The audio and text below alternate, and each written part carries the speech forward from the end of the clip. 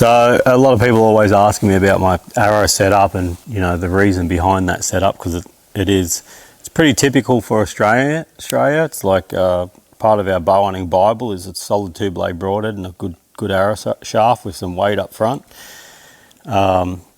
Whereas a lot of other countries, they sort of like the lighter arrow, flatter trajectory, obviously, and big cutting broadhead like an expandable or something like that, which in my opinion and experience isn't the greatest arrow on a big heavy animal like this, or for shooting probably some of the shots that myself and Kimmy take. It's preferred that we do have a solid broadhead and a heavier arrow setup so we can punch through a bit of grass, let alone actual animal ribs or anything like that. So this is the perfect example as well on this bull. So the only sort of clear, and he was getting on to us, a bit of wind was swirling around, and it's like a little bit of I wouldn't say a rush shot, because our gear's used to that and we're used to that and trained to it as well.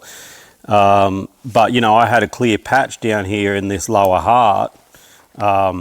There's a lot of bone down here. There's a lot of really hard tissue down here as well, and a little bit of debris in the way, but I was able to punch that arrow through there. So, and that brings me to the arrow setup that we use, which is this solid 2-blade broadhead. This is the Terra Firma shaft and the Terra Firma broadhead.